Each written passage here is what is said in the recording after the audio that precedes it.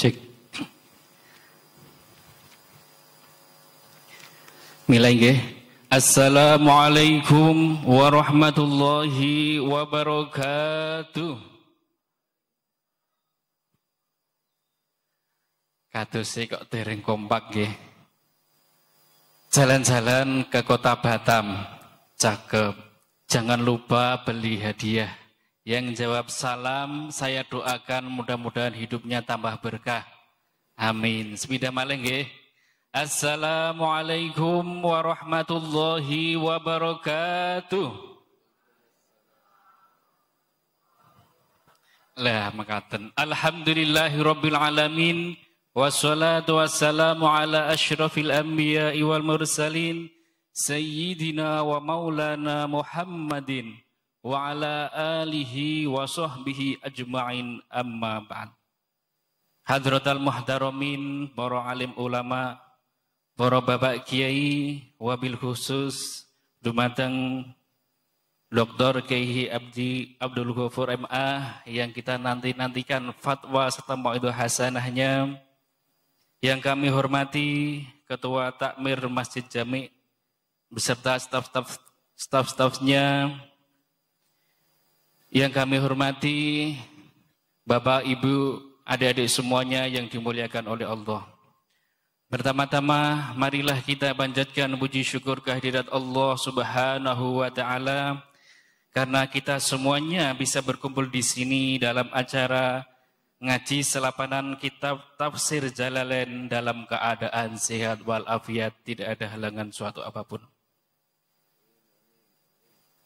Mugi-mugi kembal kula lan panjenengan sedaya kacatet dening Allah amal ibadah. Amin. Pikantuk ilmu ingkang kathah kangge nglerasake anggoning ibadah nderek tuntunan Islam ahli sunnah lan jamaah. Lan mugi-mugi barokahipun ngaos Allah maringi rezeki ingkang kathah kangge ziarah Mekah lan Madinah sareng-sareng para kiai lan ustadzah lan benjang mugi-mugi pinaringan husnul khotimah. Amin Allahumma amin. Bapak Ibu yang saya hormati, alhamdulillah setelah lebaran kita bisa kembali ngaji kitab tafsir Jalalain bersama Gus Ghafur. Walaupun sudah tidak di bulan Syawal lagi, kami atas nama panitia pengajian selapanan dengan segala kerendahan hati mengucapkan selamat Hari Raya Idul Fitri minal aidin wal faizin, ja'alallahu wa iyyakum minal aidin wal faizin wal maghbulin wal maghfurin, amin. Bapak Ibu yang saya hormati, kedua kalinya sholawat serta salam mudah-mudahan tetap tercurahkan kepada junjungan kita Nabi Agung Muhammad sallallahu alaihi wasallam. Beliaulah Nabi pemimpin umat yang kita harapkan syafaatnya besok pada hari kiamat, dan mudah-mudahan kita semuanya besok mendapatkan syafaat beliau. Amin, amin ya rabbal alamin. Karena waktu sudah malam, langsung saja saya bacakan susunan acara pada malam hari ini. Acara yang pertama yaitu pembukaan, acara yang kedua yaitu pengajian kitab tafsir Jalalain, acara yang ketiga yaitu session tanya jawab, acara yang keempat penutup. Mari kita buka acara pada malam hari ini dengan bacaan Ummul Quran. Mudah-mudahan acara mulai awal hingga akhir mendapatkan berkah dari Allah Subhanahu wa taala dan berjalan dengan lancar. Amin amin ya rabbal alamin. Ala hadini wa likulli sholih bi barakati suratil Fatihah. A'udzu billahi minasyaitonir rajim. Bismillahirrahmanirrahim. Alhamdulillahirabbil alamin arrahmanir rahim maliki yaumiddin. Iyyaka na'budu wa iyyaka nasta'in ihdinas siratal mustaqim. Siratal ladzina an'amta 'alaihim ghairil maghdubi 'alaihim waladdallin. Memasuki acara yang kedua yaitu pengajian salapanan kitab tafsir Al-Jalalain kepada beliau Dr. Kiai Haji Abdul Ghaffar MA. Waktu dapat dipersilahkan. Bismillahirrahmanirrahim.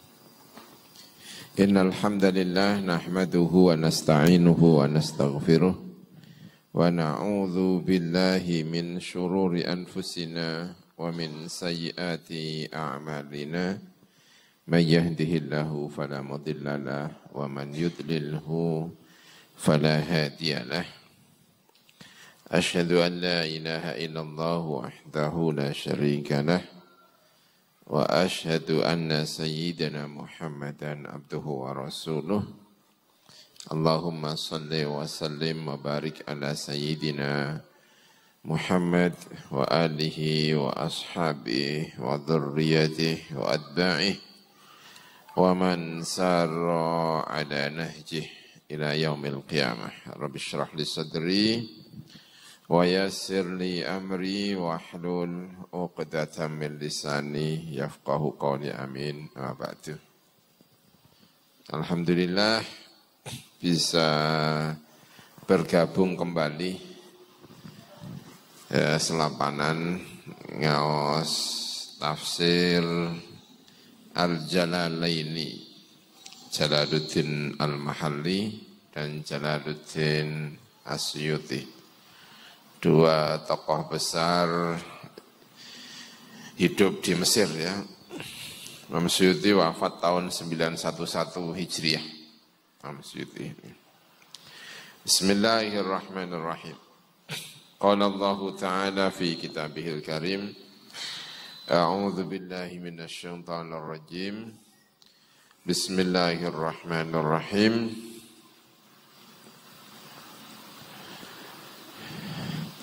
Ya ayyuhan nasu u'budu rabbakumul ladzi khalaqakum min nafsin alladzi khalaqakum wal ladzina min qablikum la'allakum tattaqun.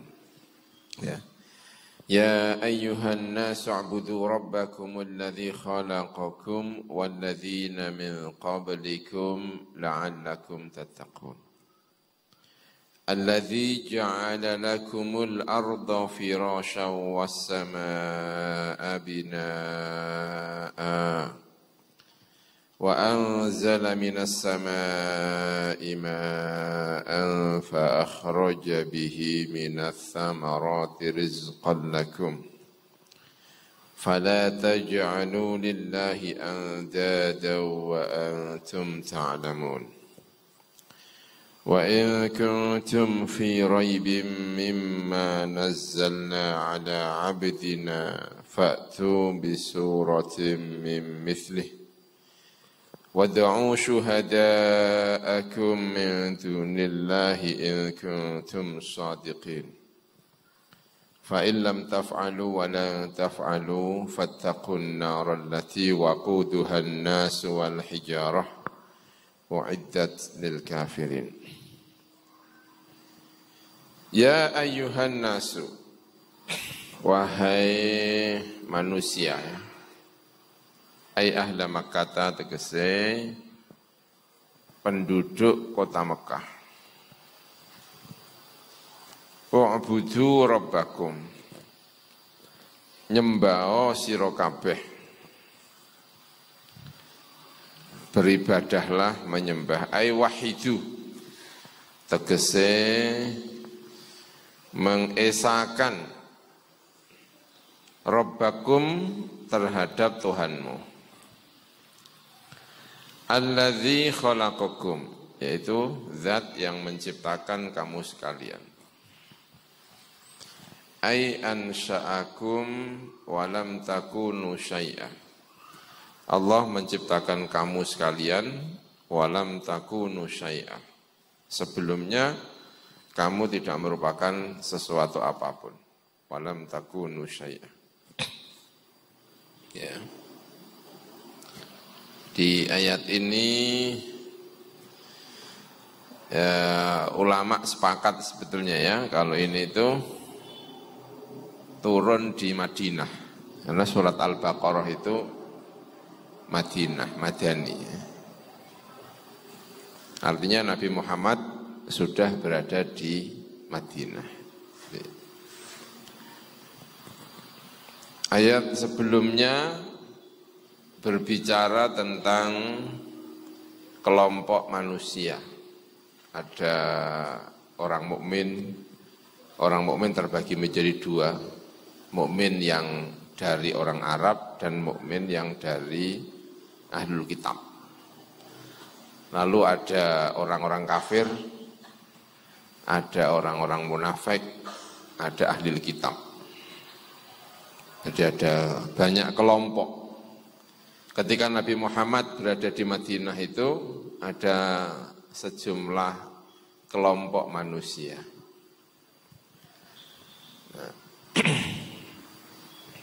Nah, setelah selesai membicarakan kelompok-kelompok ini, kemudian Allah membuat satu pernyataan umum. Ya ayuhan nas. Menurut sebagian ahli tafsir, kalau kalimatnya ya ayuhan nasu itu secara umum digunakan untuk penduduk Mekah. Kalau untuk orang-orang yang beriman itu ya ayuhan ladzina amanu. Jadi bukan ya ayuhan nasu. Makanya di sini ditafsiri dengan ahlu Mekah. Tapi sebetulnya ayat ini itu ya sudah turun ketika Nabi Muhammad berada di Madinah. Karena itulah banyak juga para ahli tafsir yang kemudian menyatakan bahwa an-nas ini ya umum untuk siapa saja, untuk kelompok masing-masing. Baik untuk orang iman atau untuk orang yang kafir, munafik, ahlul kitab, semuanya bisa masuk, masing-masing mengambil bagiannya. Kalau yang dikhitobi itu adalah orang-orang kafir, maka maknanya ya wahidu, maknanya adalah mengesahkan. Karena orang kafir saat itu tidak hanya menyembah kepada Allah, tetapi juga menyembah kepada berhala-berhala. Kalau yang mendengarkan adalah umat Islam saat itu, ya dia mengambil perannya di dalam khitab ini. Ya berarti harus semakin ikhlas. Makanya misalnya Ibnu Abbas. Ibnu Abbas itu mendengar ayat ini itu, ya Ibnu Abbas merasa sebagai mukmin ya, tapi juga merasa mendapatkan khitab dari ini. Merasa saya juga kena khitab ini ayat ini. Ibnu Abbas. Maka kata Ibnu Abbas, jangan sekali-kali kamu mengatakan andekan tidak, ucapkan saja terima kasih, tapi tidak perlu mengucapkan andekan tidak. Gitu. Maksudnya begini Ibnu Abbas itu, ini bisa juga jadi pelajaran ya bagi kita itu. Kita bisa mengikuti Ibnu Abbas lah. Misalnya kayak gini. Tapi ya mungkin ada yang setuju, ada yang tidak setuju. Tapi kalau bagi saya sendiri itu pelajaran yang menarik bagi saya itu dari Ibnu Abbas itu. Jadi Ibnu Abbas itu misalnya kayak gini.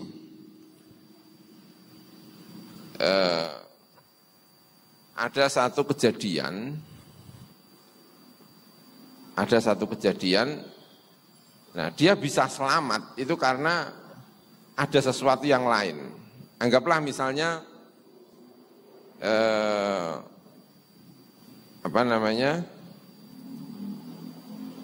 kalau tidak ada kucing, mungkin saya tidak akan terselamatkan. Itu kalau gaya pikiran Ibnu Abbas itu cukup mengatakan begini, ya terima kasih ya ada kucing. Tapi tanpa perlu mengatakan, andai kan tidak ada kucing, saya ini nggak akan selamat. Ya mungkin saja bisa selamat, dan Allah bisa saja bikin selamat tidak melalui kucing, tapi melalui yang lain. Jadi misalnya saya tersesat di hutan, tiba-tiba ada mobil yang datang menyelamatkan saya, mengangkut saya sehingga saya bisa keluar dari hutan. Itu kalau gaya pikirannya Ibnu Abbas cukup mengatakan begini, terima kasih ya, kamu sudah menyelamatkan saya dari tersesat di hutan. Tanpa harus kemudian mengucapkan, kalau enggak ada kamu, saya ini akan sengsara betul. Ya bisa saja kamu enggak sengsara, Allah bisa saja mengutus orang lain selain dia. Bagi Ibnu Abbas itu kurang menghargai Gusti Allah. Bagi Ibnu Abbas. Jadi Ibnu Abbas itu membaca seperti ini itu kalimat-kalimatnya menarik. Jadi misalnya lagi apa ya, kita kan sering ya ngomong gitu ya, untung ada kamu, nggak ada kamu itu saya bisa bermasalah. Kalau Ibnu Abbas cukup ya terima kasihlah ada kamu, tanpa mengatakan kalau tidak ada kamu.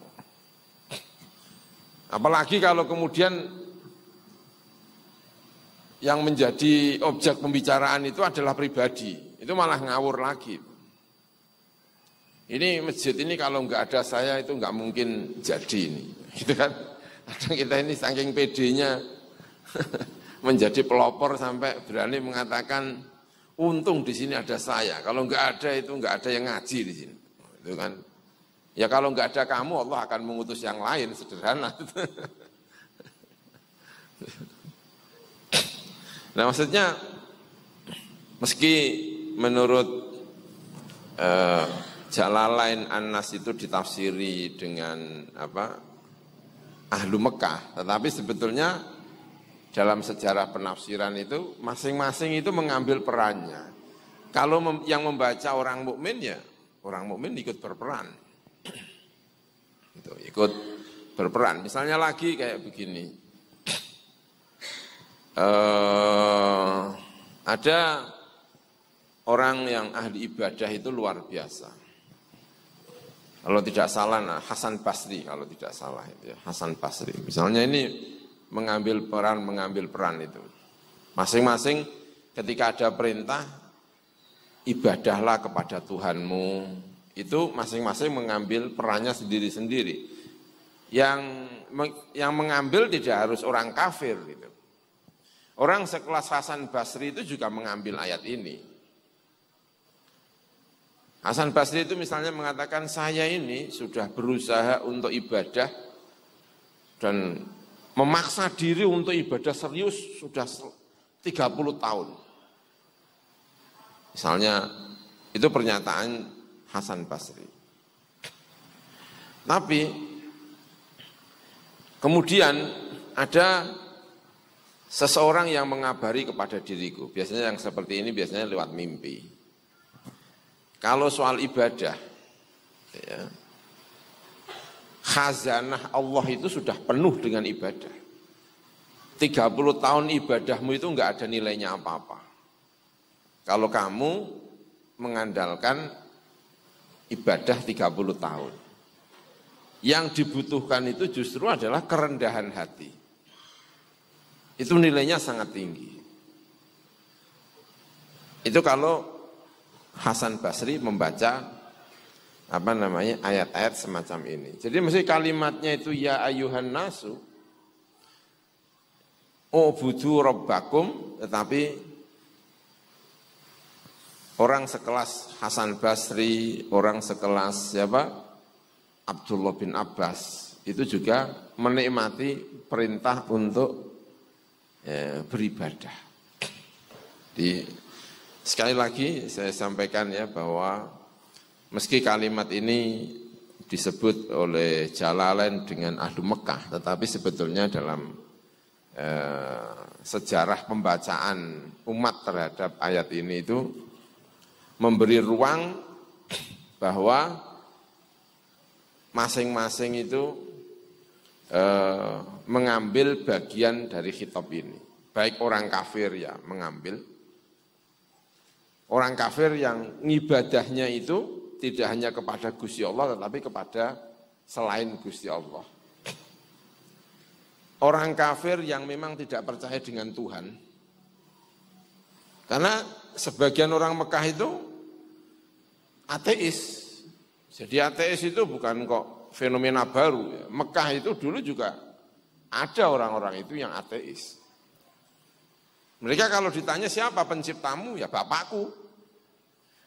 Makanya di sini dalam Al-Quran ini disebut tidak hanya mencipta kamu, tapi orang-orang sebelum kamu. Oke, kamu yang menciptakan bapak kamu lah. Bapak kamu yang menciptakan siapa? Mbahnya, lah mbahnya siapa? Mbahnya. Lah mbahnya siapa? Sampai ujung. Lah yang ujung itu siapa? Siapa yang menciptakan? Karena itu Al-Quran bukan hanya kholaqakum, tapi walladzina min qablikum. Karena orang Mekah itu pada saat itu banyak yang ateis. Kalau ditanya kamu mati kenapa? Ya memang usianya udah habis. Wa ma yuhlikuna illa dahru. Orang-orang Arab sebagian itu ateis. Kalau ditanya ya memang ya kita ini rusak ya karena masa. Diciptakan oleh masa. Nah untuk menghitopi orang-orang semacam ini maka Al-Quran secara khusus tidak hanya kholaqakum tetapi walladzina min qablikum. Nah, ujungnya kamu lah, kamu pada titik nomor satunya itu siapa? Karena min qablikum itu berarti sampai ujung. Itu kalau yang mengambil itu ateis. Nah, kalau yang mengambil itu yang nyembahnya itu kepada Gusti Allah dan yang lainnya, pertanyaannya ya sama. Apa yang lainnya itu menciptakan kamu sehingga kamu menyekutukan Allah dengan yang lainnya. Makanya kalimat-kalimat yang digunakan itu yang pertama kalimat yang menunjukkan keagungannya Gusti Allah, kebesaran Allah. Pertama kebesaran itu ditunjukkan dengan kalimat Rabb. Karena Allah itu punya sisi ilahun, punya sisi Rabbun. Kalau sisi Rabbun itu berarti pencipta, pendidik, pemberi kenikmatan, itu namanya apa? Rabb. Nah makanya di sini kalimat yang dipakai juga Rabbakum. U'budu Rabbakum. Yang memberi nyawa kamu itu siapa? Yang memberi kehidupan kamu itu siapa? Yang memberi nikmat itu siapa? Yaitu yang kamu sembah. Kenapa yang kamu sembah itu kok malah yang lainnya? Ada Lata, ada Uzza. Ya. Itu. U'budu Rabbakumul ladzi khalaqakum walladzina min qablikum. Dan orang-orang sebelum kalian. Penciptanya itulah yang harus disembah. La'allakum tattaqun, agar kamu bertakwa. Kalimat la'allakum tattaqun, agar kalian itu bertakwa, itu juga masing-masing mengambil bagiannya. Kalau orang itu sudah mukmin ya akan bertambah takwa. Seperti tadi Hasan Basri, dia mengatakan sudah 30 tahun saya itu memaksa diri untuk melakukan ibadah sebaik-baiknya. Tapi justru diingatkan itu bukan soal ibadahnya, tetapi kualitasnya, ikhlasnya. Berarti yang diambil oleh Hasan Basri itu adalah takwa dalam bentuk lebih ikhlas, lebih rendah hati. Kalau yang diambil itu agar bertakwa itu yang mengambil adalah Ibnu Abbas, ya tadi mencoba untuk lebih menghargai kepada Gusti Allah. Kalau dia kebetulan sakit, lalu diselamatkan oleh seorang dokter, gaya bicaranya itu lebih mengagungkan Gusti Allah. Cukup mengatakan, dokter terima kasih kamu telah membantu saya, menyelamatkan saya, tanpa harus kemudian mengatakan, kalau saja tidak ada kamu, tentu saya sudah mati. Ya belum tentu, mungkin ada dokter yang lain. Mungkin ada ini yang lain. Nah Ibnu Abbas cara mengambil takwanya itu dengan gaya bicara yang lebih mengagungkan kepada Gusti Allah. Kalau yang membaca itu adalah orang-orang ateis, orang-orang yang suka menyembah berhala, orang yang suka menghina Nabi, itu mereka menjadi tidak gampang putus asa. Jadi Al-Quran itu bicara kadang-kadang itu keras sekali. Bicara kepada orang kafir keras, kepada orang munafik keras, tetapi tetap memberi harapan. Karena itu kalimat la'allakum tattaqun itu, kalau yang membaca itu orang yang penuh dengan dosa, itu tetap disemangati oleh Gusti Allah bahwa kamu dalam keadaan apapun itu bisa menjadi orang takwa. Ada orang itu yang sangat menyakiti Nabi Muhammad. Dan itu sepupunya, namanya itu Abu Sufyan. Abu Sufyan bin Al-Harith bin Abdul Muttalib. Kalau Nabi Muhammad bin Abdullah bin Abdul Muttalib. Berarti Abdullah dengan Haris itu kakak adik. Berarti Nabi Muhammad dengan Haris itu adalah, dengan Abu Sufyan itu sepupu. Nah di Mekah itu Abu Sufyan itu ahli syair, dan syairnya itu digunakan untuk menyerang Nabi Muhammad. Padahal syair itu kalau di eranya Kanjeng Nabi itu kalau sudah syair itu sudah luar biasa itu. Kayak sekarang itu apa ya syair itu ya? Mungkin medsos atau apa ya, pokoknya begitu kena syair itu kalau disanjung ya jadi terkenal, kalau dijatuhkan ya ambles pokoknya itu. Makanya ada cerita seseorang punya gadis-gadis banyak, kepingin gadisnya itu laku, dia ada penyair top, diajak ke rumah, dimasakkan, dihormati, sembelihkan kambing, ditempatkan yang luar biasa, penyairnya itu puas, besoknya dia menggubah syair tentang cantiknya putrinya tuan rumah itu. Sehingga beberapa hari kemudian seluruh orang melamar istrinya itu gara-gara digubahkan syair oleh sang penyair itu. Makanya penyair itu betapa luar biasanya itu. Nah salah satu ahli syair yang suka mengejek Nabi itu misananya sendiri, sepupunya, namanya itu Abu Sufyan. Abu Sufyan. Lah Abu Sufyan itu ketika Kanjeng Nabi melaksanakan umroh, itu tiba-tiba saja tobat. Datang kepada Kanjeng Nabi sudah nggak mau nemuin, saking jengkelnya dan memberi pelajaran. Udah nggak mau nemuin. Datang kepada Abu Bakar, kepada siapa, Kanjeng Nabi itu tidak mau nemui. Nah terus siapa? Abu Sufyan itu ngancam. Cara ngancamnya itu mengambil anaknya, dibawa ke padang pasir sambil menyampaikan pesan kepada Nabi Muhammad. Saya kalau nggak diterima sebagai tamu kepada Nabi Muhammad, saya akan bawa anak saya ini ke ke padang pasir, nggak mau makan, nggak apa, mati ya sudah. Daripada enggak ditemuin Nabi Muhammad. Lah Nabi diancam kayak gitu ya keluar kasihannya. Terus dipanggil sama Kanjeng Nabi. Jadi kadang-kadang zaman dulu itu juga sudah ada ngancam-ngancam kayak gini itu yang dulu saya punya pengalaman sekolah di Mesir itu juga ada santri itu yang ngancam dosennya itu. Waktu menghafalkan Al-Quran, orang Thailand. Dulu kalau kuliah di Mesir itu disuruh menghafalkan 8 juz. Dia enggak hafal-hafal. Caranya biar lulus itu sudah putus asa, udah ujian enggak pernah lulus. Terus dia ujian terakhir sambil membawa tiket. Begitu dites, tiketnya dikeluarkan. Ini lulus nggak lulus saya mau pulang. Kalau nggak lulus ya pulang nggak bawa ijazah. Kalau lulus ya pulang bawa apa? Ijazah. Jadi diancam, dosennya itu diancam. Ya akhirnya lulus. Entah ujiannya pakai kulhu atau pakai apa, pokoknya lulus. Jadi kadang-kadang orang kiai-kiai itu diancam. Nabi itu dulu pernah diancam kayak gitu. Nah diancam.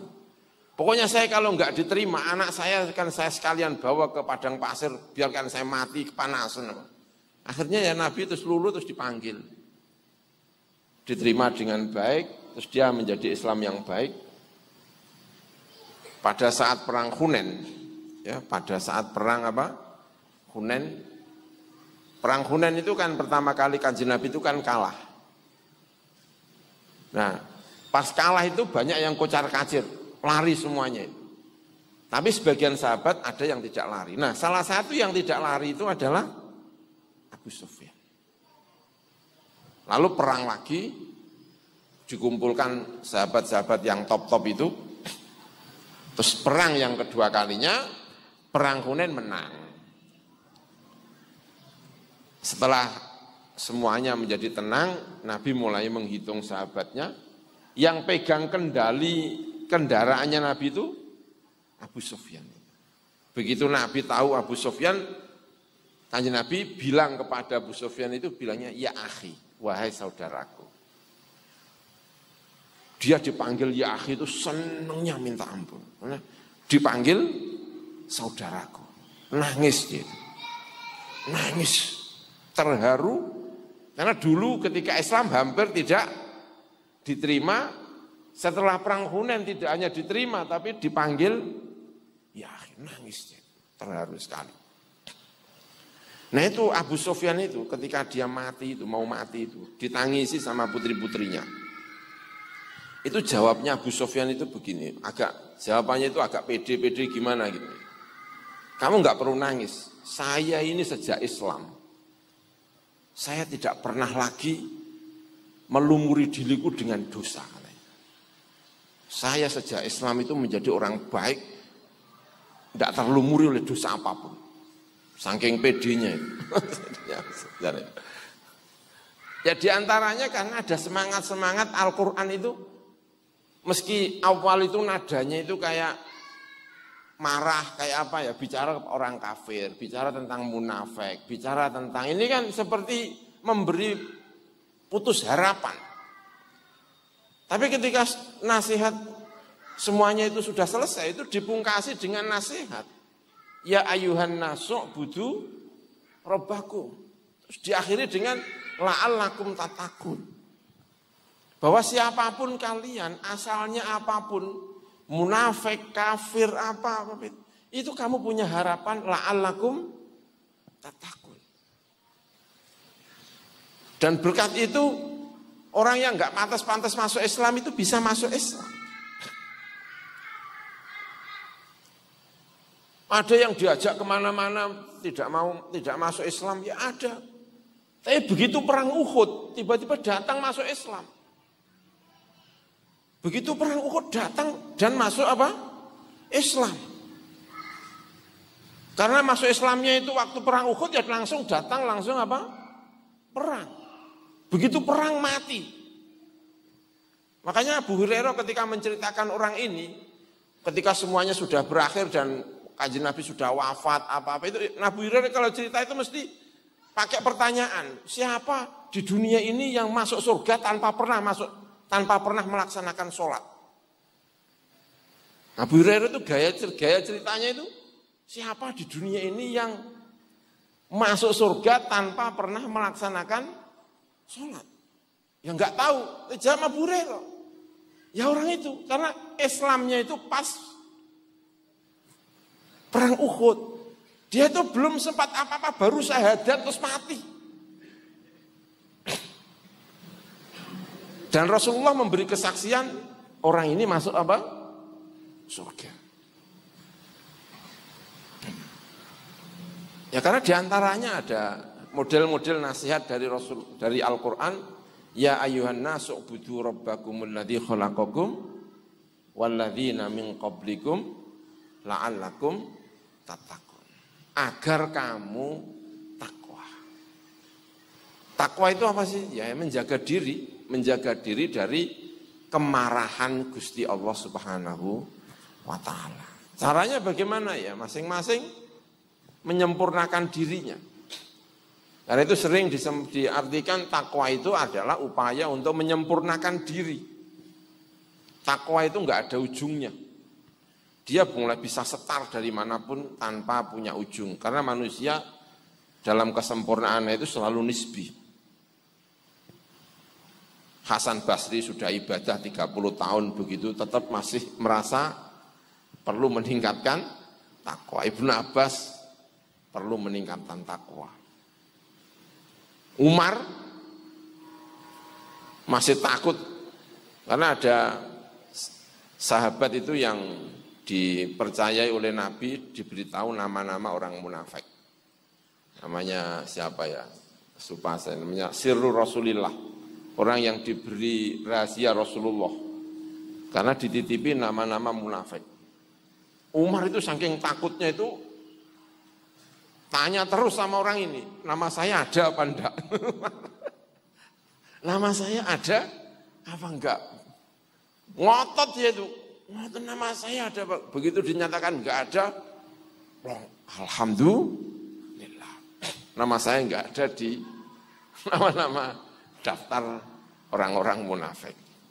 Masing-masing kepingin meningkatkan takwanya kepada Allah Gusti Subhanahu wa taala. Karena kalimat la'allakum tattaqun itu memang tidak ada ujungnya. Siapa yang bisa merasa berada di ujung ketakwaan? Enggak ada. Karena itu semua orang membaca ayat ini mengambil bagiannya sendiri-sendiri. Mulai dari yang paling terperosok, orang-orang munafik, orang-orang ini, sampai orang yang paling takwa tetap mengambil perannya masing-masing dalam meningkatkan diri. La'allakum tattaqun. Agar kamu menjaga diri. Biibadatihi, dengan ibadah kepada Gusti Allah, menjaga iqabahu terhadap atau dari siksanya Allah Subhanahu wa taala.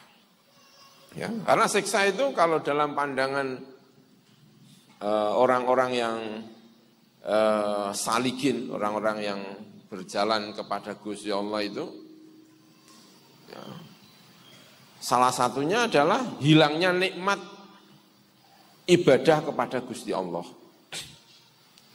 Hilangnya nikmat bisa beribadah malam kepada Gusti Allah.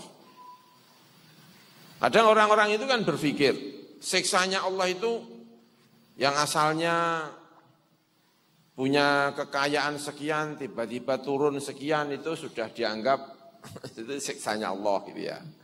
Apa gitu. Tapi orang-orang yang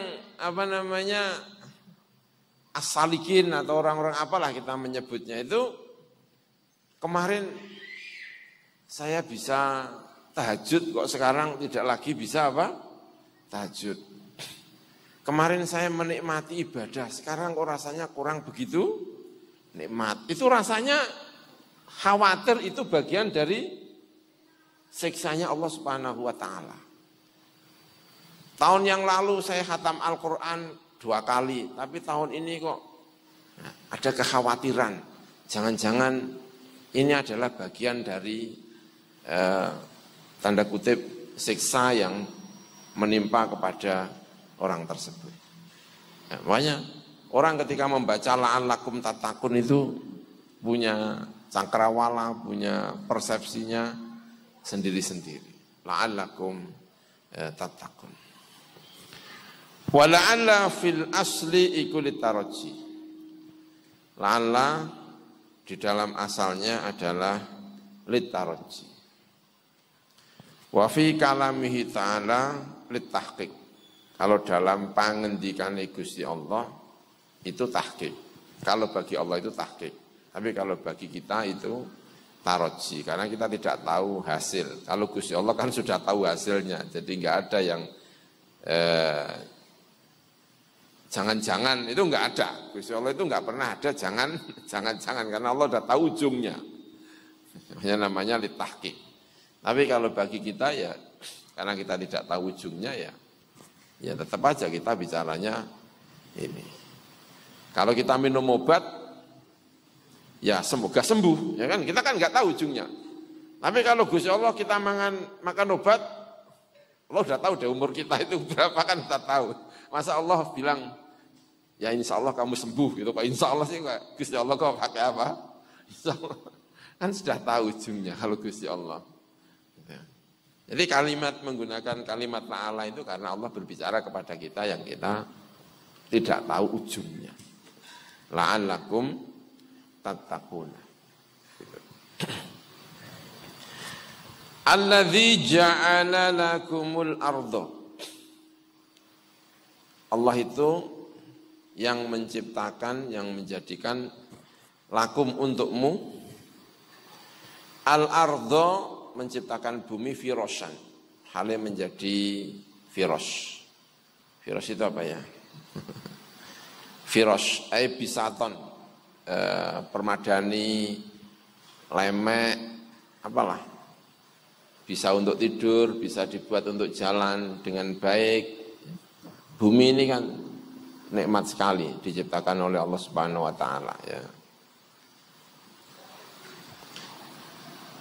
Yuftaroshu, bisaton yuftaroshu.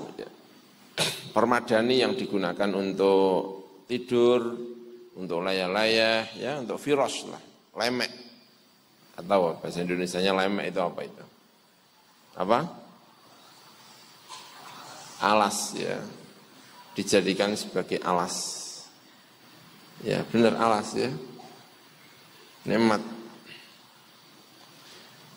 La ghoyatun fis solabah awil luyunah, tidak sangat keras juga tidak sangat lembek. Kalau lembek ya dibuat jalan ya enggak enak, kalau sangat keras itu juga tidak enak. Harus inilah ada mantulnya ya. Fala yumkinu al istiqraru 'alaiha. Kalau sangat keras atau sangat lembek itu tidak bisa digunakan untuk tempat menetap. Ya bumi itu sudah ideal, sudah sangat-sangat ideal. Dan itu diciptakan untuk manusia. Allah menciptakan semuanya itu untuk manusia.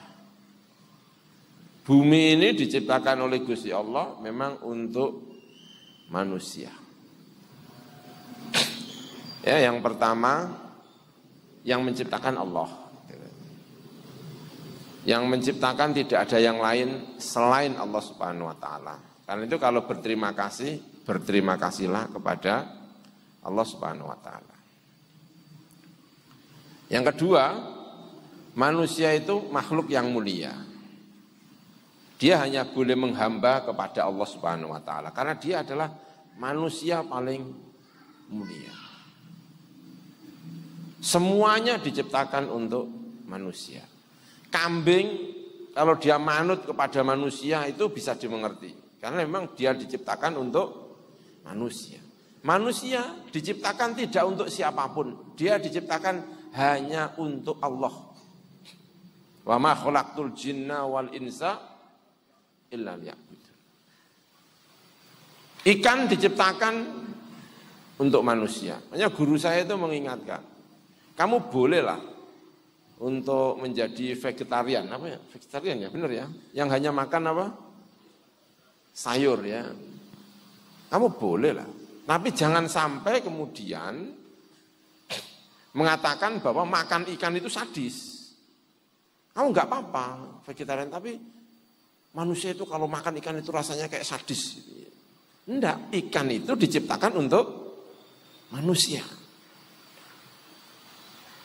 Dimakan dengan benar, dengan cara-cara yang baik.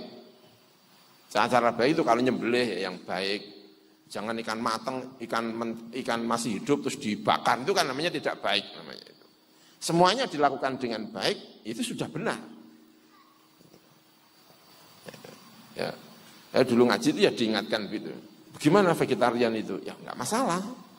Tapi jangan sampai kamu menganggap makan ikan itu sadis. Karena ikan itu memang diciptakan untuk manusia.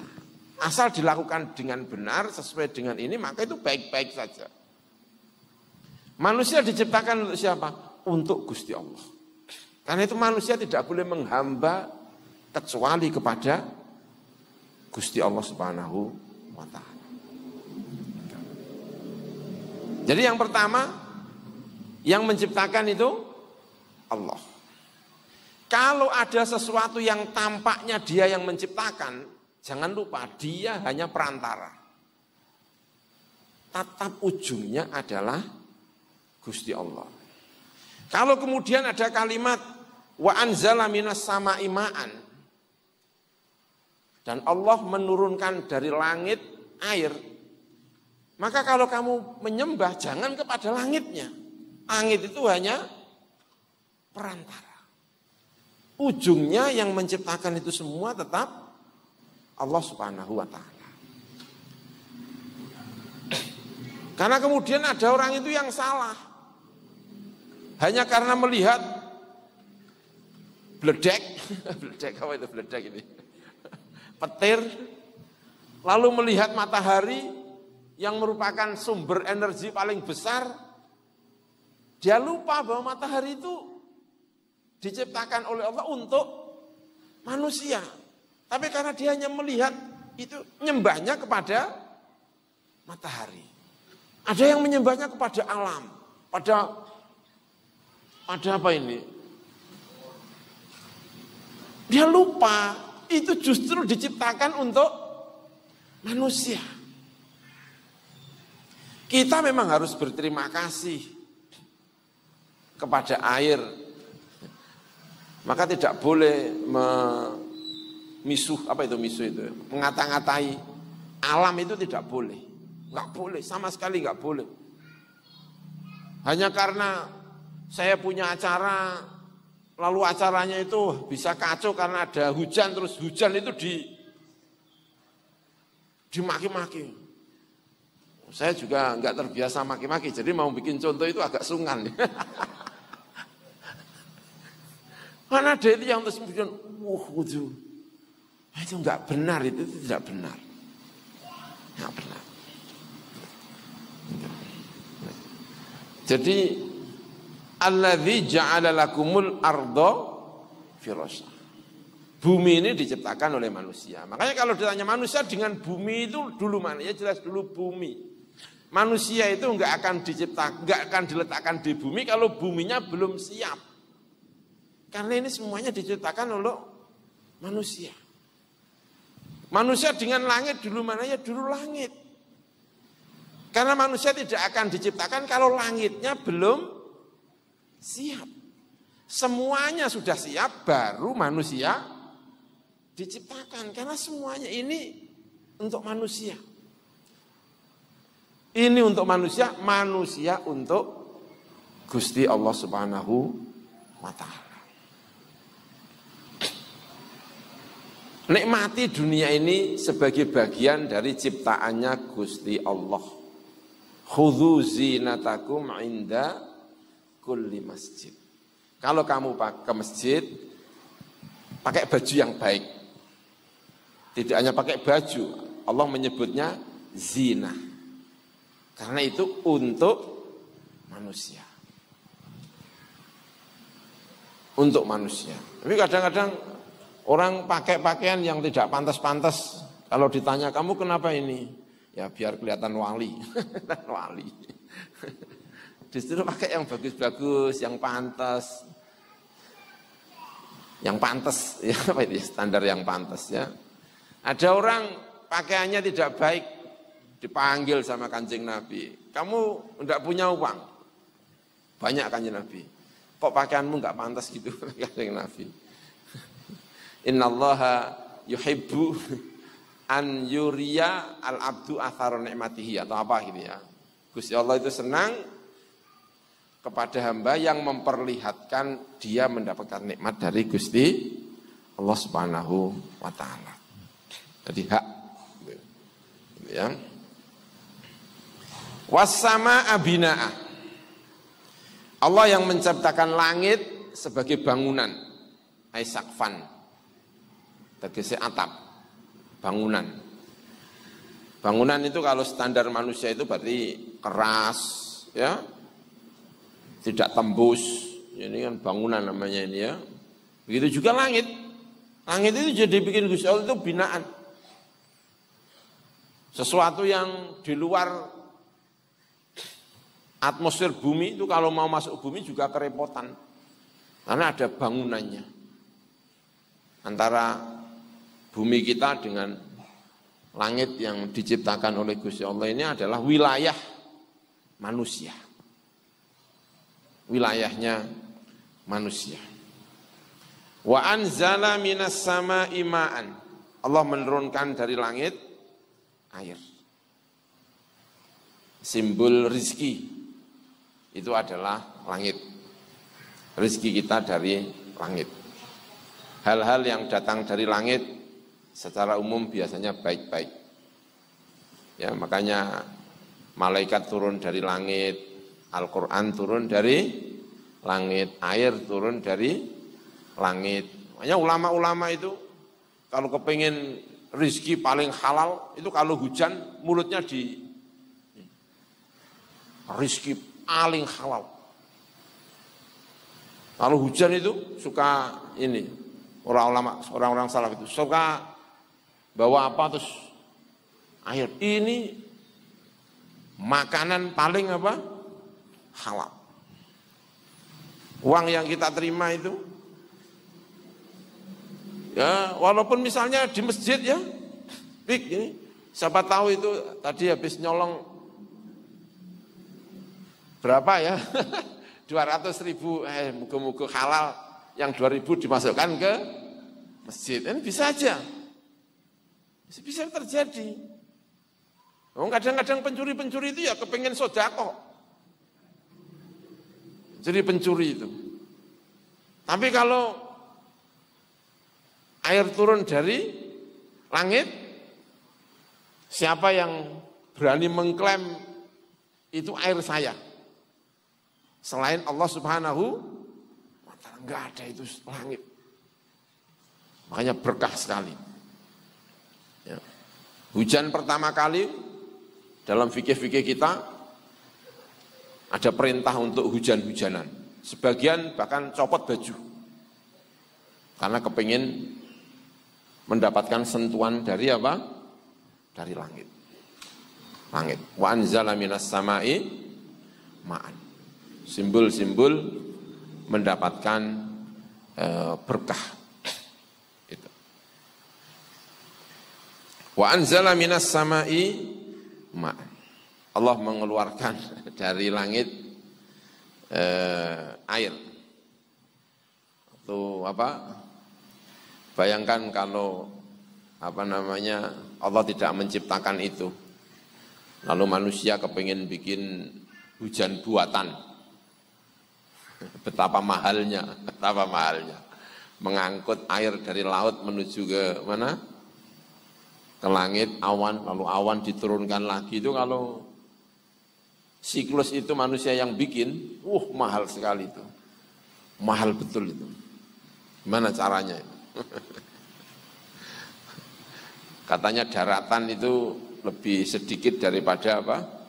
Lautan. Lautan itu lebih besar daripada daratan. Biar gampang naiknya ke langit menjadi siklus hujan. Kalau daratannya yang banyak, itu bisa hujannya bisa jarang-jarang itu.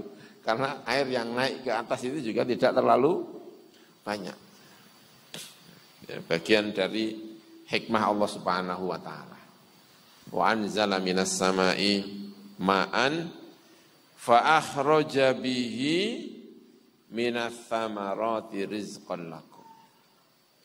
Lalu Allah mengeluarkan bihi dengan air ya antara langit turun ke bumi, buminya baik, langitnya juga baik, maka Allah mengeluarkan minat samaroti dari buah-buahan, hasil tanaman, rizki untuk kamu sekalian, ya, untuk kamu sekalian, ya luar biasa ini dari Allah Subhanahu Wa Taala. Maka ada yang mengatakan pemberian itu ada dua. Ada pemberian itu namanya pemberian rububiyah. Ada pemberian itu namanya pemberian uluhiyah. Nah, Allah Subhanahu wa taala itu ketika berbicara kepada semua orang, ini kan bicara kepada semua orang. Ya ayyuhan nasu, maka bicaranya pada tingkat rububiyah. Tingkat rububiyah itu artinya Allah sebagai Tuhan, sebagai pencipta, sebagai pemberi, itu tidak pandang bulu. Tidak ada yang namanya hujan itu karena ini kampungnya muslim hujan, terus kampungnya orang non muslim tidak hujan, ya kalau hujan ya hujan saja. Tidak ada kemudian sumur itu kalau yang bikin itu orang Islam maka keluar airnya, kalau non muslim tidak keluar airnya, itu enggak ada. Karena itu rububiyah itu umum, sifatnya itu umum. Pemberian yang sifatnya rububiyah itu sangat-sangat umum. Makanya dalam kitab Ihya Ulumuddin karya Al-Imam Al-Ghazali itu ada cerita tentang Nabi Ibrahim. Nabi Ibrahim itu disebut dengan midyaf, orang yang suka memberi makan kepada tamu. Itu Nabi Ibrahim alaihissalam, disebut midyaf. Bahkan menurut riwayat Nabi Ibrahim itu enggak kepingin makan sendirian. Kalau makan itu kepinginnya ada tamunya. Karena saking lomone Nabi Ibrahim. Nah itu dalam riwayat, di dalam kitab Ihya itu, ada orang yang tidak Islam, bertamu sama dia enggak mau ngasih makan. Disenani sama Gusti Allah itu. Saya sebagai Rob, karena rububiyah, saya sebagai Rob aja tidak pernah beda-bedakan kamu manusia, baru ngasih, itu kok kamu bedakan kalau ada tamu muslim tidak dikasih makan, kalau tidak dikasih apa? Makan. Itu Nabi Ibrahim ya dimarahi. Karena kalau sifatnya rububiyah itu, ya ayuhan nasu budu robbakum rob. Itu luar biasa. Hari ini kita maksiat, jangan khawatir, besok tetap makan. Kalau urusannya itu apa? Rob. Tapi kalau atok yang uluhiyah, nah itu pemberian yang spesial-spesial. Gitu. Nah yang atok yang uluhiyah ini yang seringkali berbeda antara satu orang dengan orang yang lainnya. Gitu. Namanya ato'un uluhiyah. Gitu. Sama-sama mendapatkan rezekinya, tapi yang satu ada berkahnya, yang satu tidak ada berkahnya. Nah, wilayah-wilayah yang seperti ini itu namanya wilayah apa? Uluhiyah. Tapi kalau sepanjang rububiyah, maka itu akan sangat umum. Nah, Gusti Allah berbicara di sini sifatnya sebagai Rob. Orang kafir, kamu itu belum menyembah, kamu melete, kamu tetap mendapatkan nikmat dari Gusti Allah. Mbok ya sadar, segera kembali kepada Gusti Allah Subhanahu wa taala. Apalagi ya. Ini preman-preman baca ayat ini ya tetap aja ya sama. Ya ayyuhan nasu ubudu rabbakum. Kamu ketika jadi preman itu tidak kau langsung disiksa oleh Gusti Allah, tetap aja kamu dikasih makan oleh Allah Subhanahu wa taala. Mbok kembali kepada Gusti Allah Subhanahu wa taala. Ya ayuhan nasu ubudu rabbakumul ladzi khalaqakum walladzina min qablikum la'allakum tattaqun.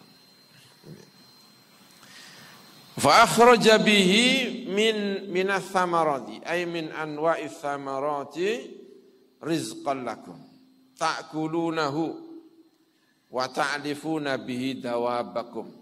Memberi makan kamu bihi dengan rizqun dawabakum, hewan-hewan ternak kamu. Hewan-hewan ternak kamu diberi makan oleh Allah Subhanahu wa taala. Fala taj'alu lillahi andadan.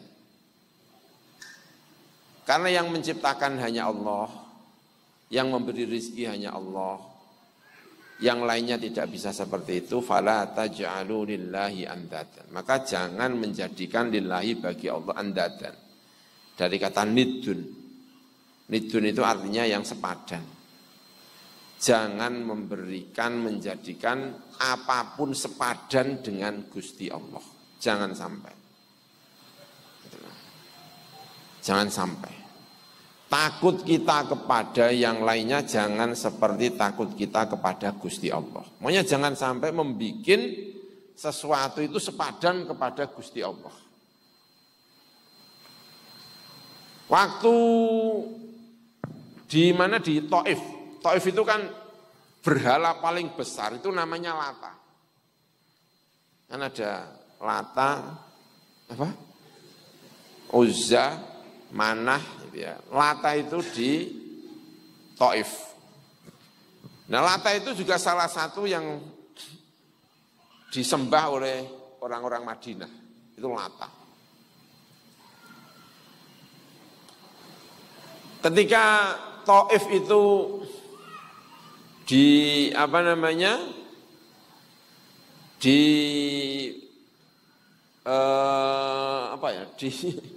blokade, diserang oleh Kanjeng Nabi, lalu dikepung. Tapi di Taif itu kan punya benteng yang sangat kuat, sehingga nggak bisa ditembus. Maka ketika perang dengan Taif itu Kanjeng Nabi, ya pulang-pulang aja lah, biarkan aja. Nah, sahabat Nabi itu enggak terima. Tentara-tentara itu banyak yang tidak terima. Kata mereka itu begini, ya minimal dipasotno lah Kanjeng Nabi. Apa itu dipasotno itu? Didoain buruk. Kita enggak bisa tembus terhadap bentengnya.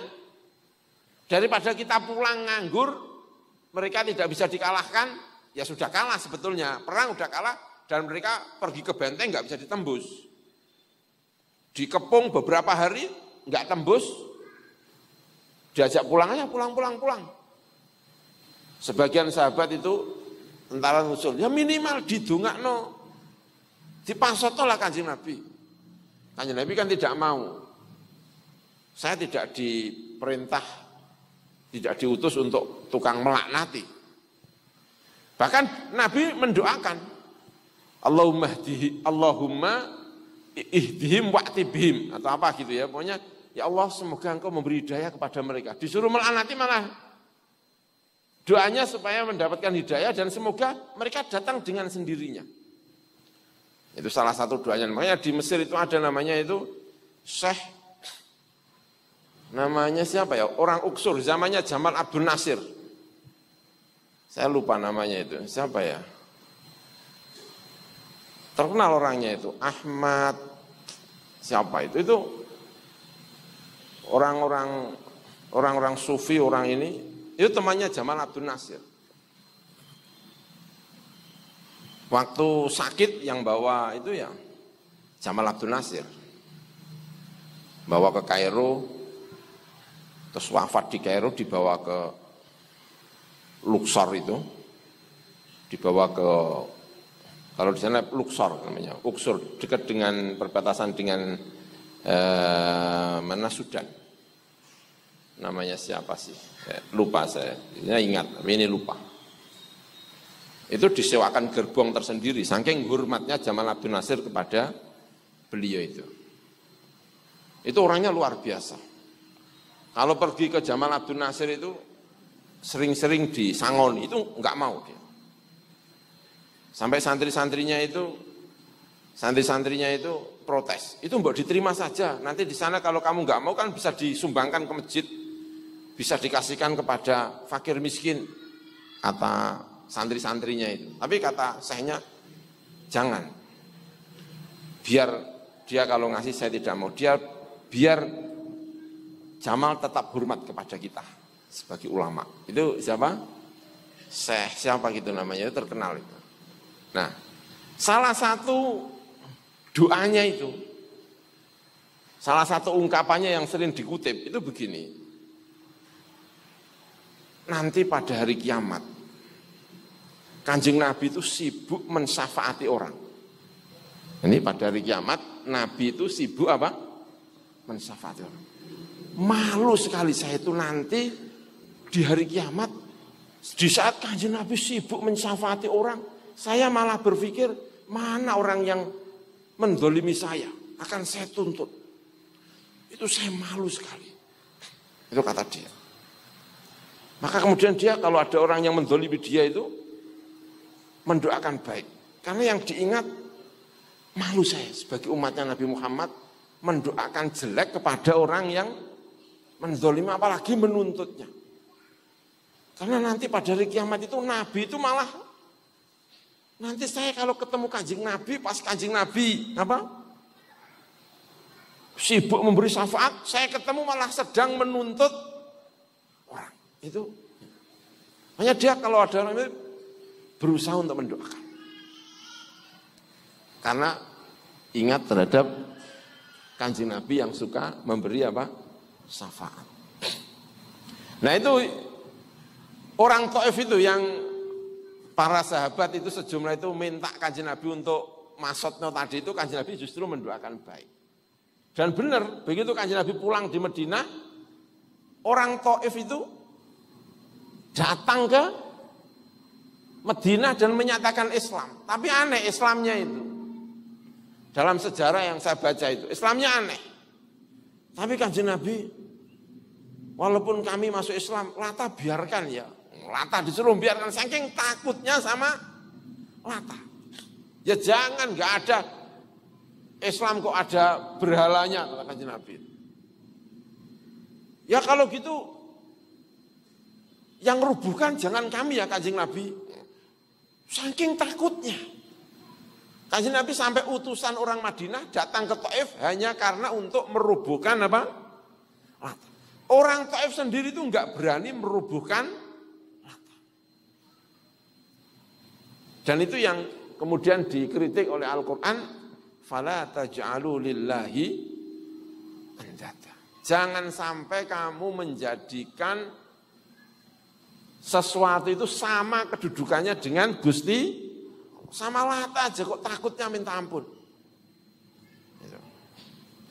Ya kalau di daerah-daerah tertentu kalau ada wit yang besar, pada takut. Disuruh ngerobohkan gak ada yang berani minggat semuanya itu. Saking takutnya. Fala taj'alu lillahi andada. Dan itu betul. Mereka kalau ditanya siapa yang menciptakan Allah, siapa yang ini Allah. Tetapi pada level terima kasih, pada level ini mereka menjadikan sekutu kepada Gusti Allah Subhanahu wa taala. Wa antum ta'lamuna, sementara kamu mengerti. Annahu, sesungguhnya Allah iku al-khaliqu, zat yang mencipta. Wala takhluquna, dan kamu tidak bisa mencipta. Wala yakunu ilahan illa man yakhluqu, dan tidak bisa menjadi Tuhan kecuali Dia yang mencipta. Ya, Dia yang mencipta. Mencipta. Yang paham tentang asal usul. Kita ini hanya menyusun, tapi kita itu tidak mencipta. Kita hanya bisa menanam lalu tumbuh. Tapi kita tidak pernah bisa, yuk kok iso tumbuh. Ya, pokoknya kalau ini itu ya tumbuh. Tanpa kita bisa menjawab, ono apane to iku? Kita hanya tahu kalau kita kumpul dengan istri maka akan jadi anak. Tapi kita tidak pernah tahu sperma itu ada apanya ya, kok bisa sama ovum itu ada apanya, kok bisa lahir seorang anak. Tapi tidak tahu. Kita hanya bisa tahu kalau ini namanya vitamin C, kalau dibuat ini biasa. Tapi vitamin C itu kok ada apanya di dalamnya ini? Pada ujungnya kita tidak akan pernah tahu. Karena kita bukan pencipta. Kita hanya penyusun-penyusun saja.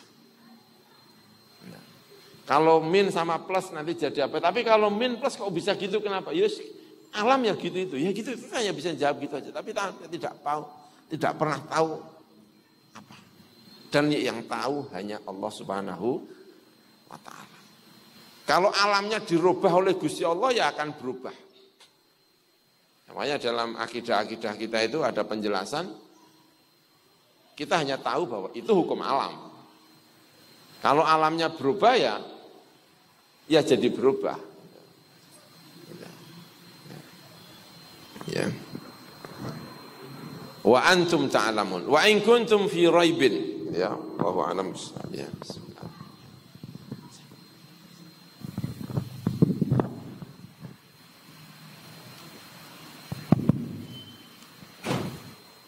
Masya Allah, luar biasa sekali materinya. Alhamdulillah, wau senajan Jawa, insya Allah niatan kula ngaji teng mriki boten wah Pak nggih. Monggo pada malam hari ini dibuka dua panelnya, bisa dari bapak-bapak atau ibu-ibu, bisa seputar tafsir Jalalain atau masalah lainnya. Semonggo. Mungkin Pak Supri, Pak Eko, monggo dari bapak-bapak.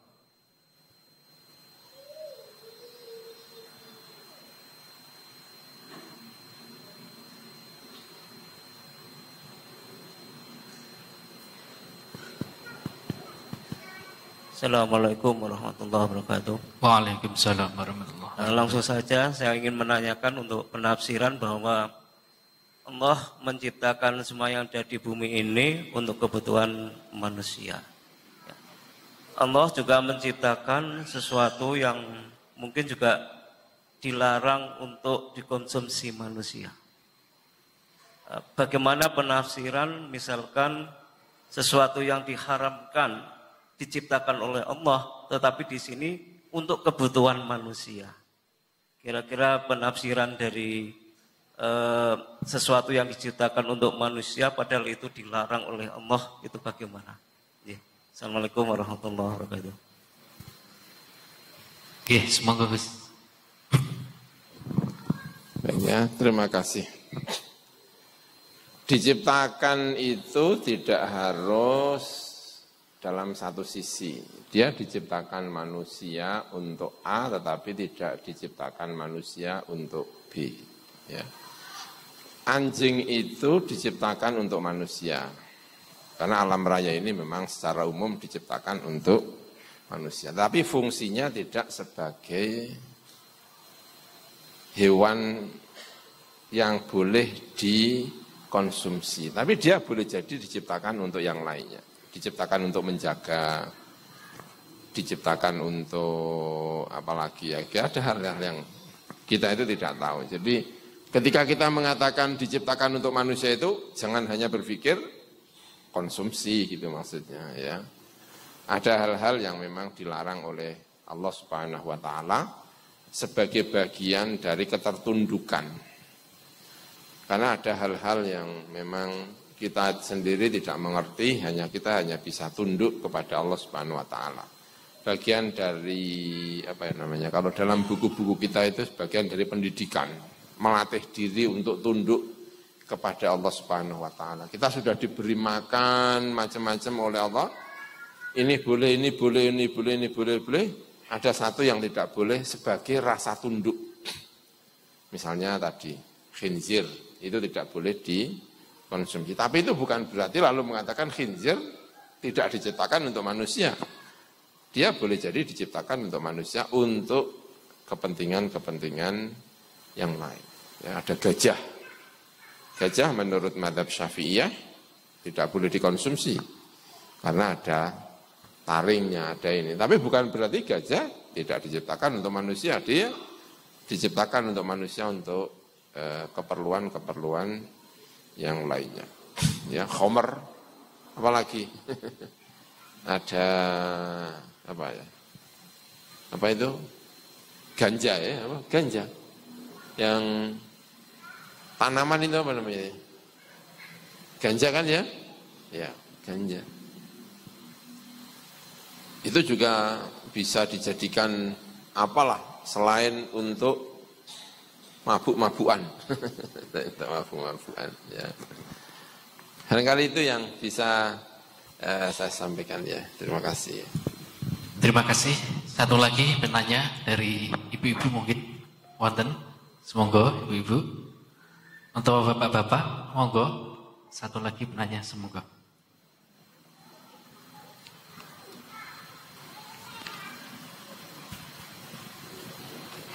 Assalamualaikum warahmatullahi wabarakatuh.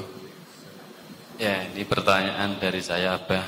Tadi untuk tafsiran ya ayuhan nasu butuh robbakum. Jadi titik tekannya adalah kita harus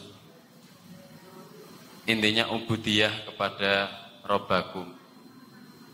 Yang saya tanyakan, apabila kita sebagai khodim yang berkhidmah pada ba'du solihin katakan, itu misalkan kita pengen ubudiyah yang totalitas, tapi kita di satu sisi harus khidmah secara totalitas pada Dewan Masyayikh misalkan. Itu korelasi yang tepat antara ubudiyah kita sama Allah dan khidmah kita sama makhluk yang kita anggap tabaruk itu pripun apa? Korelasi antara ubudiyah kita yang totalitas dan khidmah kita yang totalitas. Terima kasih.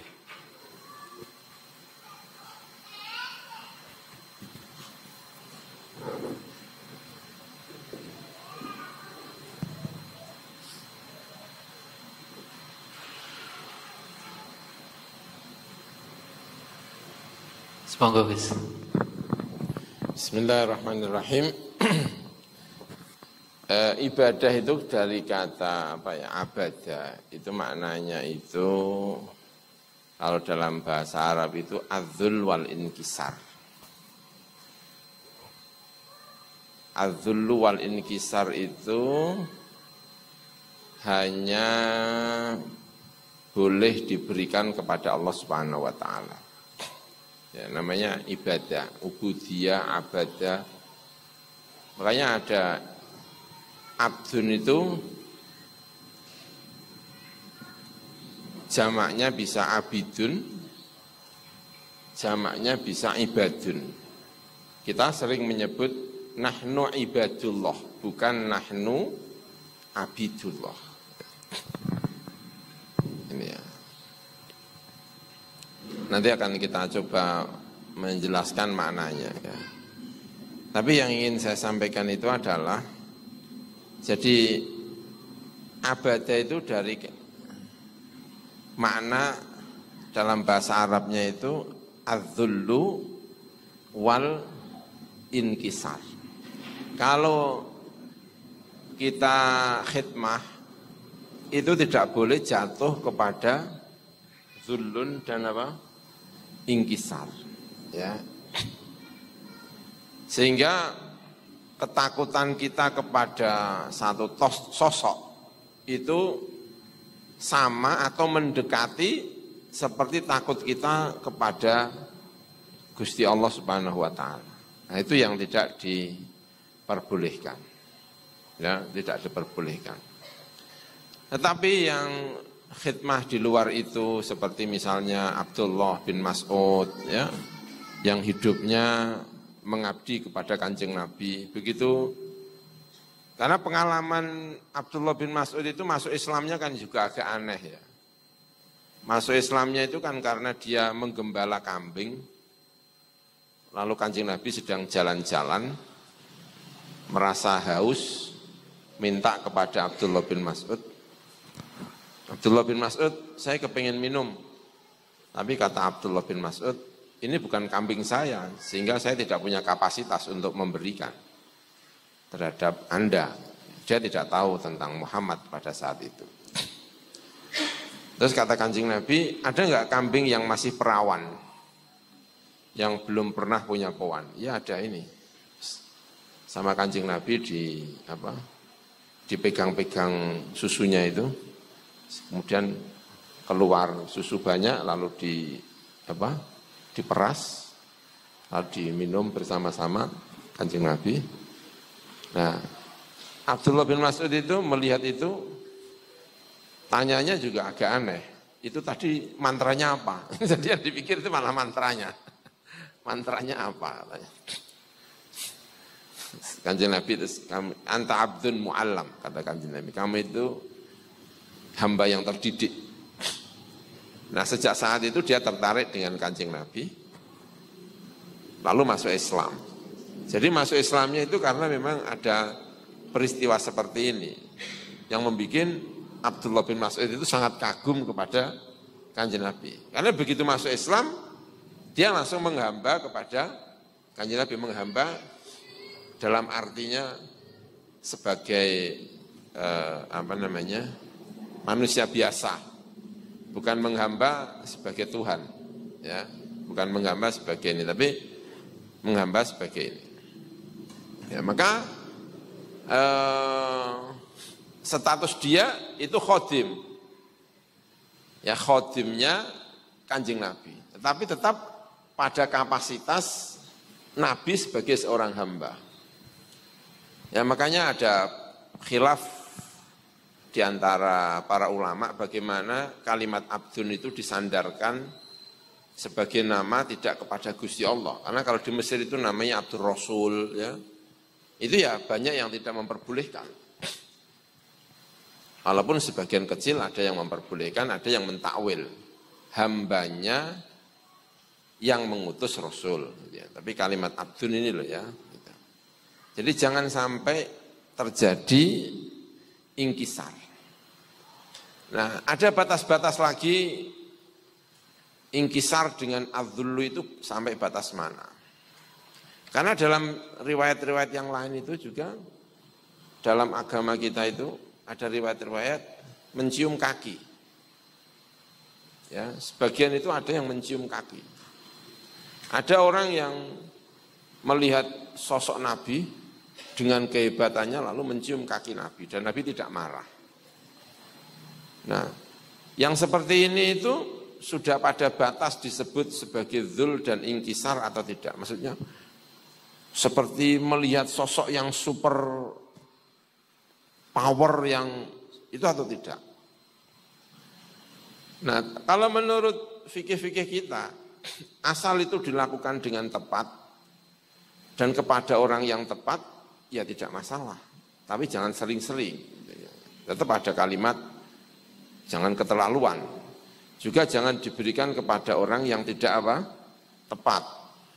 Hanya karena dia menjadi penguasa atau dia berjasa kepada kita, tiba-tiba kita mencium kakinya, itu jelas.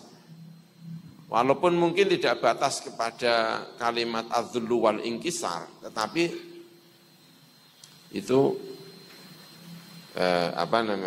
tetap tidak diperbolehkan gitu ya.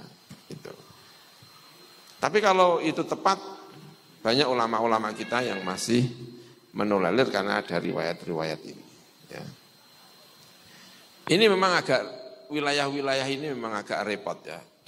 Batas daripada orang merasa dirinya itu benar-benar menghamba yang sehingga yang di depannya itu kayak Tuhan gitu loh. Itu loh yang tidak diperbolehkan, kayak Tuhan, kayak ini. Tapi kalau masih batas-batas yang sangat-sangat wajar, ya, itu belum sampai kepada apa yang disebut dalam tradisi kita itu, buku-buku kita dengan kalimat adzullu wal ingkisar itu tadi. Karena sebagian orang itu agak kebablasan. Saya dulu pernah di Mesir itu sama adik saya itu ziarah di makamnya Sayyidah Nafisah. Nah ada orang itu tiba-tiba nyelonong, itu tiba-tiba sujud. Tiba-tiba sujud. Sama adik saya itu terus ditarik orangnya. Tarik. Walaupun orang Mesir ya, agak riskan juga sih ya orang Indonesia narik orang Mesir kan kayak.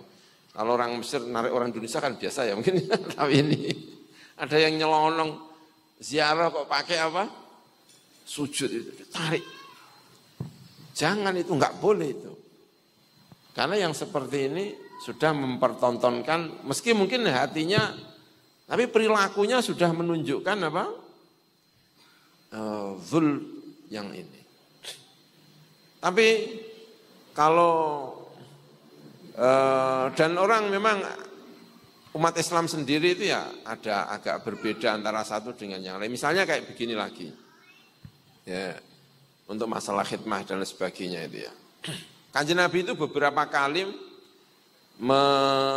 menyetai apa itu ya nyetai tahlik korma di apa pamah terus diberikan kepada anak kecil itu bahasa fikihnya itu namanya tahlik.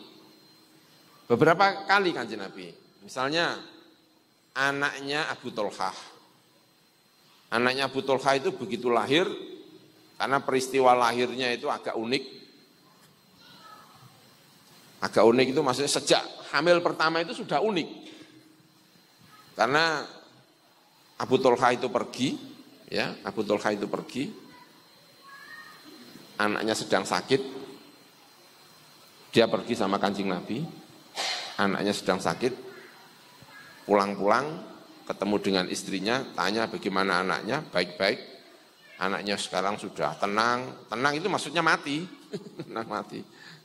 Tapi dipahami oleh suaminya sehat, sudah sembuh. Padahal, wah tenang sekali anak kamu, padahal itu mati. Karena diomongin kayak gitu, akhirnya dia kumpul sama istrinya itu. Habis kumpul, baru tahu kalau anaknya mati. Sowan kepada Kanjeng Nabi, marah sama istrinya dipanggil, niatnya apa, walhasil didamaikan oleh Kanjeng Nabi, masing-masing itu niatnya baik, terus didoakan, dari kumpul itu istrinya apa? Hamil. Maka anaknya itu yang dari hasil yang agak lucu tadi itu, begitu lahir, bapaknya langsung pesan sama kakaknya, lahir langsung bawa pada Kanjeng Nabi sambil dibawain kurma. Orang yang pertama kali memberi makan Kanjeng Nabi, terus kurmanya dimakan sama Kanjeng Nabi, terus diberikan kepada ini. Terus ada lagi anaknya Abu Musa al-Asy'ari, ada lagi punya tahnik itu. Nah, tahnik itu kan nyun sewu ya. Tahnik itu kan berarti artinya ludahnya Kanjeng Nabi itu ikut ketelan bayi ya. Kalau saya mentahnik itu berarti kan ludah saya masuk ke dalam perutnya ini gitu. Nah, menurut banyak ulama kita sekarang pertanyaannya begini, ini tuh khususiatur Rasul atau boleh dilakukan oleh siapapun yang menurut orang yang punya anak itu orang baik. Orang baik itu membawa berkah. Ulama-ulama ya banyak yang mengatakan itu tidak khusus Nabi, sehingga tahnik itu tidak khusus Nabi. Siapapun yang dianggap punya berkah, orangnya soleh, ahli ibadah, ahli ini, berhaklah dia. Tetapi dipastikan yang seperti ini tidak sampai kepada menganggap orang yang memberi tahnik itu sebagai perwakilan Tuhan. Sehingga kita menganggapnya zul dan apa itu? Inkisar. Itu aja sebagian tokoh-tokoh umat Islam itu ada yang tidak mau. Itu sudah enggak layak itu. Itu yang bisa seperti itu hanya Kanjeng. Itu aja banyak yang tidak mau. Tapi banyak ulama yang kemudian mau. Ya.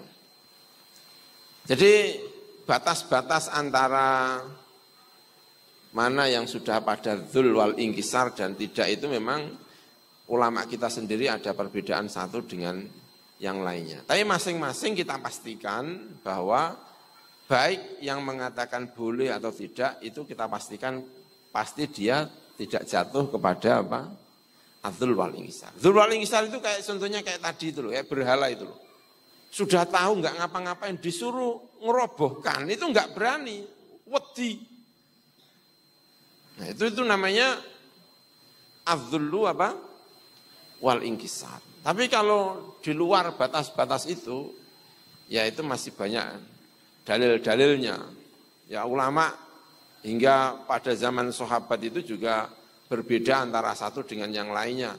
Soal masalah ini, masalah khidmah dan lain sebagainya. Riwayat yang sangat terkenal tentang Khalid bin Walid ketika perang.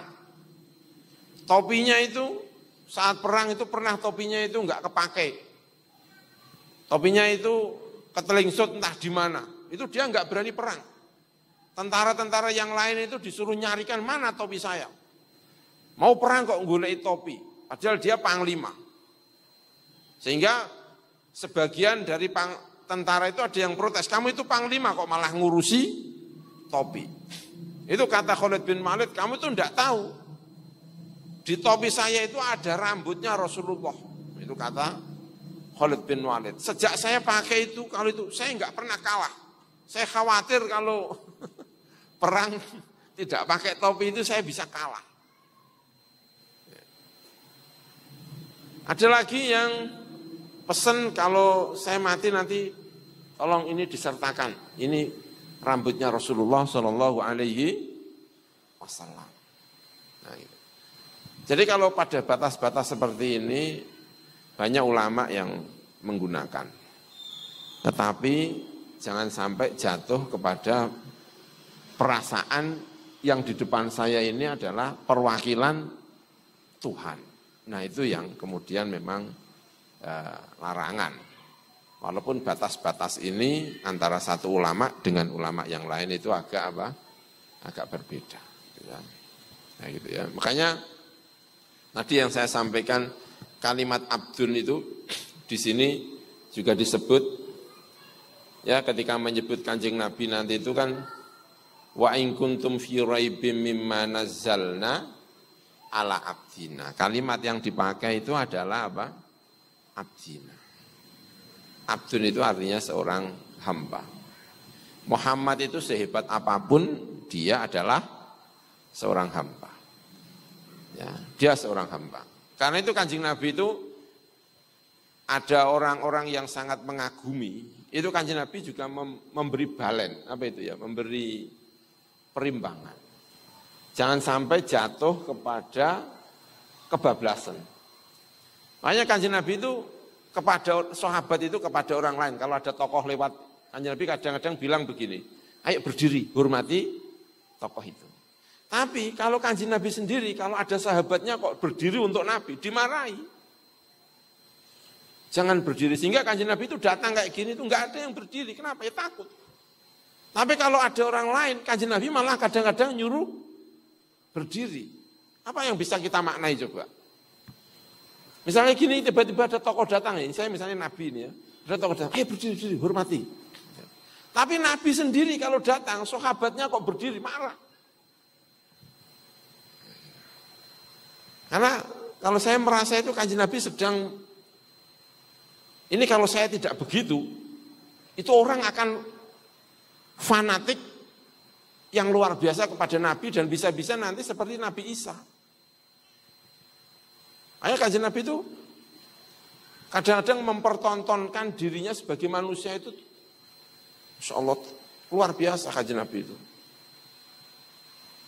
Wetenge lesu didemonstrasikan, kewaleni, dikai apa?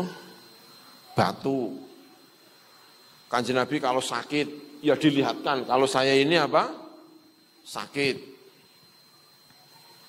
Apalagi Kanjeng Nabi di rumahnya Sayyidah Aisyah Mohon maaf ya, Sayyidah Aisyah banting nampan istrinya, itu yang ngumpulkan Kanjeng Nabi. Dikumpulin dia apa? Karena Sayyidah Aisyah sedang marah pada saat itu. Karena ada satu peristiwa yang ini ya, namanya orang Nabi yang yang memungut. Kenapa ya? Karena ingin memperlihatkan ya saya ini manusia biasa aja, enggak seperti nah gitu. Biar orang tidak jatuh kepada menganggap Muhammad itu gitu, giginya pecah. Pokoknya yang seperti ini Kanjeng Nabi itu benar-benar mempertontonkan ini. Kakinya ya abuh barang. Nabi. Jadi saya pikir nah itu ya. Jadi itu bukan berarti kemudian tidak boleh ta'zim kepada seseorang. Kanjeng Nabi juga di satu sisi Kanjeng Nabi juga tidak marah ketika Kanjeng Nabi itu tidur keringetnya diperes dilebokno nenggone botol sama Ummu Sulaim. Kanjeng Nabi juga enggak marah itu. Keringat dilebokno di botol. Keringatnya siapa? Keringatnya Kanjeng Nabi. Di satu sisi. Yang di kemudian hari dibuat apa itu? Dibuat berkah oleh para sahabat-sahabat. Ya, tapi jadi kadang Kanjeng Nabi itu kesini, kadang-kadang Nabi apa? Kesini untuk membuat perimbangan-perimbangan. Kamu boleh hormat kepada saya, tapi jangan jatuh kepada itu tadi. Penganggapan seakan-akan saya ini perwakilannya Tuhan, perwakilan ini. Sampai pada wilayah itu yang kemudian sangat-sangat dihindari oleh Kanjeng Nabi Muhammad SAW. Itu saya kira ya yang bisa saya sampaikan. Terima kasih. Allahul muwaffiq ila aqwamit thariq. Wassalamualaikum warahmatullahi wabarakatuh. Waalaikumsalam warahmatullahi wabarakatuh. Matur suwun guys. Saderengipun doa ada beberapa pengumuman. Yang pertama, hadirilah halal bihalal di Masjid Jami besok pada hari Ahad 5 Juni 2022 Ba'da Isya dengan pembicara yang pertama yaitu Dr. Andes Kiai Haji Fahrul Razi MAG, yang kedua Dr. Andes Kiai Haji Abdurrahim Al-Muhsin, yang ketiga Ustadz Budi Setiawan. Pengumuman yang kedua, perlu dicatat Bapak Ibu bahwa ngaji tafsir Jalalain bersama Gus Gufur menika dilaksanakan setiap selapanan malam Ahad Pahing, Pak. Malam Ahad Pahing. Nggih, kersane mboten suping nggih Bapak Ibu. Bapak Ibu yang saya hormati, acara yang keempat yaitu penutup doa. Semoga Gus Gufur. Bismillahirrahmanirrahim. Allahumma lakal hamdu ala hidayatika wa taufiqik wa lakal syukru ala ni'amika as-sabighah wa alaika adh-dhahirah wal batinah. Allahumma la nahsi thana'an alayka anta kama athnayta ala nafsik. Falakal hamdu wa lakal syukru hatta tarda. Allahumma salli wa sallim wa barik ala sayyidina Muhammad wa ala alihi wa sahbihi. Allahumma alimna ma yanfa'una wa anfa'na bima 'allamtana. Arinal haqqa haqqa warzuqna tiba'ah wa arinal batila batila warzuqna istinabah. Nas'aluka ya Rabbana an tarzuqna fahma al-Qur'an, an tarzuqna tilawatal Qur'an, an tarzuqna mahabbata al-Qur'an. Allahumma alimna ma yanfa'una wa anfa'na bima 'allamtana. Nas'aluka an tuwaffiqna lima tuhibbuhu wa tardah. Nas'aluka an taj'ala akhira kalamina la ilaha illallah. Urzuqna husnal khatimah wa a'idhna min su'il khatimah. Barik lana fi arzaqina, barik lana fi auladina, barik lana fi masajidina. Allahumma urzuqna ilman nafi'a wa qalban khashi'a wa lisanan dhakira wa amalan salihan maqbula. Allahumma ishfi mardona, ishfi mardona, ishfi mardona, shifaan la yughadiru saqaman wa la alama. Rabbana atina fid dunya hasanah wa fil akhirati hasanah wa qina adzaban nar. Wa sallallahu ala sayyidina Muhammad wa ala alihi wa sahbihi baraka wa sallam. Alhamdulillahi rabbil alamin. Al-Fatihah.